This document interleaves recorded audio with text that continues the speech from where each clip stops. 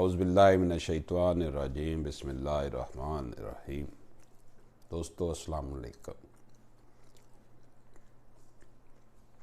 आज जो हम बात कर रहे हैं लाहौर हाई कोर्ट का फ़ैसला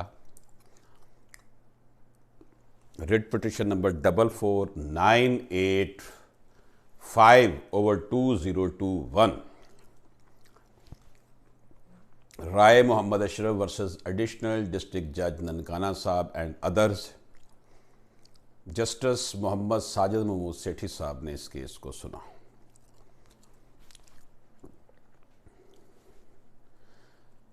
इसमें क्वेश्चन ये उठाया गया है कि whether the provision of section 26A CPC is directory और मैंडेटरी, कि ये डायरेक्टरी है 26A या मैंडेटरी है। The petitioner failed to submit written statement despite getting 5 opportunities. Petitioner को जो थी 5 मौके दिए गए, लेकिन वो जवाब जमा कराने में नाकाम रहा। So the trial court closed his rights to file the written statement under section 26A of the Code of Civil Procedure 1908। बस ट्रायल कोर्ट ने क्या किया कि उसका राइट 26A सेक्शन CPC के तहत उसका राइट क्लोज कर दिया कि अब वो रिटर्न स्टेटमेंट जमा नहीं करवा सकता। रिवीजनल कोर्ट ने यानी डिस्ट्रिक्ट कोर्ट ने ये फैसला बरकरार रखा। उसने अपील की।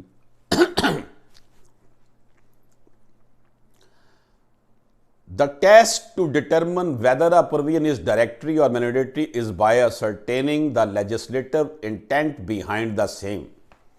किसी भी प्रोविजन के मतलब ये जानना कि ये डायरेक्टरी है या मैंडेटरी है, यानी कि इसकी डायरेक्शन दी जा सकती है या फिर ये लाजमी है, यानी डायरेक्ट करके उसकी स्वाबदीद है या फिर ये लाजमी है।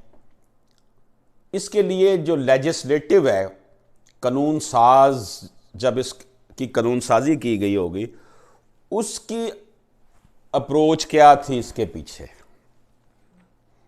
The general rule expounded by this court is that the usages of the word shall generally carries the connotation that a provision is mandatory in nature. जो जनरल रूल है, अदालत समझती है ये कि जब किसी के साथ वर्ड शेल लग जाएगा तो इसका मतलब ये है कि ये मैंडेटरी नेचर की है, लाजमी नेचर की है, ज़रूर होना चाहिए। However, other factors such as the object and purpose of the statute and inclusion of penal consequences in cases of non-compliance also serve as an instructive guide in deducing the nature of the provision. In the above provision, not only the word shall has been used, but penal consequences for failure of the defendant to file the written statement within the specified period have been prescribed. The legislative intent behind this provision appears to cut short the unnecessary delay that occurs at the time of submission of written statement. Therefore, the provision of section 26A CPC being mandatory in nature are required to be complied with।